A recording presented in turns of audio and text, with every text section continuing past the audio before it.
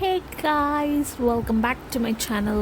അപ്പം നമുക്ക് ഇന്ന് വീക്കെൻഡായിട്ട് കപ്പ ബിരിയാണി അഥവാ കോട്ടയം സ്റ്റൈലിൽ ഏഷ്യാടെന്നാണ് പറയുന്നത്. സോ നമുക്കത് ഉണ്ടാക്കി നോക്കിയാലോ. അപ്പോൾ നമ്മൾ ആദ്യം ബീഫിലേക്കാണ് കിടക്കുന്നത്. നമ്മളിവിടെ കടുകും ജീരകവും പൊട്ടിച്ചിട്ടുണ്ട്. ആൻഡ് അതിലോടെ തന്നെ നമുക്ക് പച്ചമുളകും വേപ്പില, സവോള അരിഞ്ഞത്, അതുപോലെ തന്നെ ഉള്ളി കൊത്തി അരിഞ്ഞതും കൂടെ ഇട്ട് കൊടുക്കുക. ഈ കൊച്ചുള്ളി ആഡ് ചെയ്യുമ്പോൾ തന്നെ അതിൻ്റെ ഒരു ഫ്ലേവർ ഭയങ്കരമായിട്ട് ഡിഫറൻസ് വരും കേട്ടോ. നല്ല ടേസ്റ്റി ആയിട്ട് വരും. അതിപ്പോൾ ബീഫാണേലും ചിക്കൻ ആണേലും ഉള്ളി നമ്മൾ ചേർക്കുമ്പോൾ കുറച്ചും കൂടെ ഒരു ഡിഫറെൻറ്റ് ഫ്ലേവറാണ് അതിന് വരുന്നത് കേട്ടോ. നന്നായിട്ട് ഇളക്കി കൊടുക്കുക. അപ്പോൾ ഇതിൽ നമ്മൾ ഉപ്പ് ആവശ്യത്തിന് ചേർക്കുക ആൻഡ് ആവശ്യത്തിന് മഞ്ഞൾപ്പൊടി.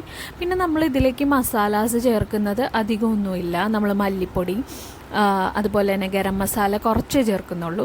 ആൻഡ് കുരുമുളക് പൊടി, അതുപോലെ തന്നെ കാശ്മീരി ചില്ലി പൗഡറാണ് നമ്മളിവിടെ എടുത്തിരിക്കുന്നത് കേട്ടോ. അപ്പോൾ നമ്മൾ ഇത്രയാണ് ചേർക്കുന്നത്. വേറെ എക്സ്ട്രാ മീറ്റ് മസാലയോ അങ്ങനെ ഒന്നും തന്നെ ചേർക്കുന്നില്ല കേട്ടോ. അപ്പോൾ ഇത് നന്നായിട്ടൊന്ന് സെറ്റായി വരുമ്പോഴേക്കും നമ്മൾ അതിലേക്ക് ഇഞ്ചി വെളുത്തുള്ളി പേസ്റ്റ് ആക്കിയതും കൂടെ ഇട്ട് കൊടുക്കുക. നന്നായിട്ടൊന്ന് യോജിപ്പിച്ചെടുക്കുക. എന്നിട്ട് ഇതിലേക്ക് നമുക്ക് പീസസ് ആക്കി വെച്ച് കഴുകി വെച്ചിരിക്കുന്ന ബീഫ് കൂടെ ഒന്ന് ആഡ് ചെയ്ത് കൊടുക്കുക. അപ്പം ബീഫിൻ്റെ വേവിനനുസരിച്ച് ഇപ്പം ബീഫിൽ നിന്നും വെള്ളം ഇറങ്ങും. അപ്പം നമ്മൾ വെള്ളം ചേർക്കുമ്പോൾ അതിനനുസരിച്ച് ചേർത്താൽ മാത്രം മതി കേട്ടോ. അപ്പം പിന്നെ ഞാൻ പറഞ്ഞതുപോലെ തന്നെ ബീഫിന് ചിലപ്പം വേവ് കൂടിയ ബീഫ് ഉണ്ടാവും, ചിലപ്പം ഒരു എന്താ പറയുക കുറഞ്ഞ വേവിനുള്ള ബീഫായിരിക്കും. ബീഫ് ഡിഫറെൻ്റ് ആണല്ലോ ഓരോ സ്ഥലത്ത് കിട്ടുന്നത്. അപ്പം നിങ്ങളുടെ ഇത് അനുസരിച്ച് നമുക്കിപ്പം ഞങ്ങൾ എടുത്തിരിക്കുന്നതിൽ ഒരു 9 വിസിലാണ് വന്നിരിക്കുന്നത്. അപ്പം നിങ്ങൾക്ക് എങ്ങനെയാണ് ഒരു 9 വിസിലൊക്കെ വരുമ്പോഴേക്കും ചിലത് നന്നായിട്ട് തന്നെ വേകും കേട്ടോ. അപ്പം അതൊന്ന് നോക്കിയിട്ട് മാത്രം കണ്ടിന്യൂസ് പിന്നീടും വിസിൽ വെച്ചാൽ മതി. അപ്പോൾ നമ്മൾ ഇതേപോലെ ഒന്ന് മിക്സ് ചെയ്ത് കൊടുക്കുക വെള്ളം ഒഴിച്ചിട്ട്. എന്നിട്ട് നമ്മൾ എന്താ പറയുക വേവിക്കാൻ വയ്ക്കുക. അപ്പോൾ ഇത് ആക്ച്വലി നല്ലൊരു റെസിപ്പിയാണ് കേട്ടോ. നമുക്ക് കപ്പ നമ്മൾ പല നാട്ടിലും പല പേരാണ് പറയുന്നത്. നമ്മൾ കൊച്ചി സ്റ്റൈലിലാണെന്നുണ്ടെങ്കിൽ കപ്പയും ബീഫും അങ്ങനെയാണ് പറയുക. ചിലയിടത്ത് കപ്പ ബിരിയാണി പറയും. ആൻഡ് ഇവിടെ ഇപ്പം നമ്മൾ ഏഷ്യാടെന്നാണ് പറയുന്നത് കോട്ടയം സ്റ്റൈലിൽ. അപ്പോൾ ഇച്ചായൻ കോട്ടയത്ത് നിന്നായതുകൊണ്ടിട്ട് പുള്ളിയുടെ റെസിപ്പിയാണ് കേട്ടോ ഇത്. നമ്മൾ കപ്പ കൊത്തി അരിഞ്ഞ് എടുത്തിട്ടുണ്ട്. അത് നമ്മൾ ഇതുപോലെ ചട്ടിയിൽ വെച്ചിട്ടാണ് വേവിക്കാൻ പോണത്, കുക്കറിലല്ല.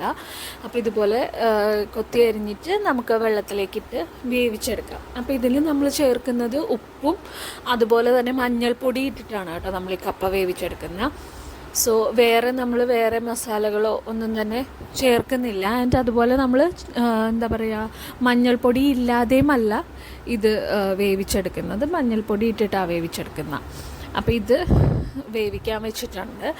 ആൻഡ് ആ സമയത്തേക്ക് നമുക്ക് തേങ്ങ ചിരകിയതും കൊച്ചുള്ളിയും അതുപോലെ തന്നെ പച്ചമുളകും പിന്നെ ഞാനിവിടെ വെളുത്തുള്ളിയും കൂടിയാണ് ചേർത്ത് കൊടുക്കുന്നത് കേട്ടോ. അപ്പോൾ ഇഞ്ചി ഓൾറെഡി പേസ്റ്റ് ആക്കി എടുത്തതാണ് ഉള്ളത്, അതുകൊണ്ടാണ് ഞാനിതിൽ ഇഞ്ചി ചേർക്കാത്തത്. അപ്പോൾ ഇത് നമ്മളൊന്ന് ക്രഷ് ചെയ്തെടുക്കുക. എന്നിട്ട് അത് കപ്പ വെന്ത് കഴിഞ്ഞ് വെള്ളമൊക്കെ പോയതിന് ശേഷം അതിലേക്ക് ഈ തേങ്ങയുടെ പേസ്റ്റ് ഒന്ന് ആഡ് ചെയ്ത് കൊടുക്കുക. എന്നിട്ട് ഞാൻ പറഞ്ഞില്ലേ ഇഞ്ചി പേസ്റ്റ് ആക്കിയത് നമ്മൾ ആഡ് ചെയ്ത് കൊടുത്തിട്ടുണ്ട് കേട്ടോ. നന്നായിട്ടൊന്ന് ഇളക്കി യോജിപ്പിച്ച് കൊടുക്കുക. എന്നിട്ടൊന്ന് മൂടി വയ്ക്കുക കേട്ടോ. മൂടി വെച്ച് ഒന്നുകൂടി ഒന്ന് കുഴവ് പരുവായി കഴിയുമ്പോഴേക്കും നമുക്ക് ഒന്നുകൂടി എടുത്ത് അടുക്കി പിടിക്കാത്ത രീതിയിൽ നന്നായിട്ട് ഇളക്കി കൊടുക്കുക. അപ്പോൾ അതിലേക്ക് നമ്മൾ താളിക്കാൻ വേണ്ടിയിട്ട് ഞാൻ ഇതുപോലെയാണ് എണ്ണയിൽ കടുകും വറ്റൽമുളകും ഉള്ളിയും വേപ്പിലയും ഇട്ടൊന്ന് താളിച്ചെടുക്കുന്നത്. ആൻഡ് അത് നമ്മൾ നേരെ ഈ ചട്ടിയിലേക്കുള്ള കപ്പയിലേക്ക് ഇട്ട് കൊടുക്കുകയാണ് കേട്ടോ ചെയ്യുന്നത്. ഇങ്ങനെ ചെയ്യുന്നതായിരിക്കും കുറച്ചും കൂടെ ഈസി ആയിട്ട് വരുന്നത് കേട്ടോ. അപ്പോൾ അത് നമുക്ക് വേറെ ബുദ്ധിമുട്ടുകളൊന്നും ഇല്ലാതെ തന്നെ നമുക്കത് താളിച്ചെടുക്കാം. മേലെ കുറച്ച് കറിവേപ്പില കൂടി തൂങ്ങിയിട്ട് നന്നായിട്ടൊന്ന് മൂടി വയ്ക്കാം. അപ്പോഴേക്കും ബീഫൊക്കെ നമ്മൾ കുക്കറിൽ നിന്ന് മാറ്റി പാനിലേക്ക് വെച്ച് തക്കാളി ഇട്ട് ഞാൻ ജസ്റ്റ് ഒന്ന് വഴറ്റിയെടുത്തിട്ടുണ്ട് കേട്ടോ. തക്കാളിയും അതുപോലെ തന്നെ ഒരു ഇച്ചിരി സവോളയും കൂടി ചേർത്തിട്ടുണ്ട്. കടുകും പൊട്ടിച്ച് ഒന്ന് താളിച്ചെടുക്കുകയാണ്. ആൻഡ് അത് നമ്മളൊന്ന് സെറ്റായി കഴിയുമ്പോഴേക്കും നമ്മൾ കുക്കറിലിട്ട് തന്നെയാണ് കേട്ടോ ഇത് മിക്സ് ആക്കുന്നത്. കപ്പയും ബീഫും തമ്മിൽ നന്നായിട്ട് വെന്തിട്ടുണ്ടായിരുന്നു. ബീഫ് കപ്പയും നന്നായിട്ട് വെന്തിട്ടുണ്ടായിരുന്നു. ആൻഡ് ഇതാ കണ്ടില്ലേ, ഇതുപോലെ ഒന്ന് ഉടച്ചു കൊടുക്കുക. കുക്കറിലേക്കിട്ട് നന്നായിട്ടൊന്ന് ഉടച്ചു കൊടുക്കുക. ഉടച്ചു കൊടുത്തതിന് ശേഷം നമുക്ക് നല്ലൊരു വാഴയിലേക്ക് എടുത്ത് അതിൽ കഴിക്കാൻ പറ്റുന്നതാണ്. അപ്പോൾ എന്താ പറയുക, ഒരു കേരള തനിമ അല്ലെങ്കിൽ ഒരു നാടൻ റെസിപ്പി ആണല്ലോ കപ്പയും ബീഫും. സോ ആ നാടൻ രീതിയിൽ തന്നെ കഴിക്കുമ്പോൾ അതിൻ്റെ രുചിയൊന്നും വേറെയാണ്. ഒന്നെങ്കിൽ നമുക്കിത് കുറച്ച് നേരം വാഴയിലയിൽ പൊതിഞ്ഞ് വെച്ചിട്ടെടുക്കാം, അല്ലെന്നുണ്ടെങ്കിൽ അപ്പം തന്നെ ചൂടോടെ കഴിക്കാം കേട്ടോ. നമ്മളിവിടെ ഇച്ചിരി മല്ലിച്ചീരയും അതുപോലെ തന്നെ സവോള പീസാക്കിയതും വെച്ച് കൊടുത്തിട്ടുണ്ട്. ഇതും ചേർത്ത് കഴിക്കുമ്പോൾ കുറച്ചും കൂടെ ടേസ്റ്റിയാണ്. അപ്പോൾ എല്ലാവരും വീക്കെൻഡിൽ സൺഡേ സാറ്റർഡേ ഒക്കെ അല്ലേ, എല്ലാവരും ട്രൈ ചെയ്ത് നോക്കുക.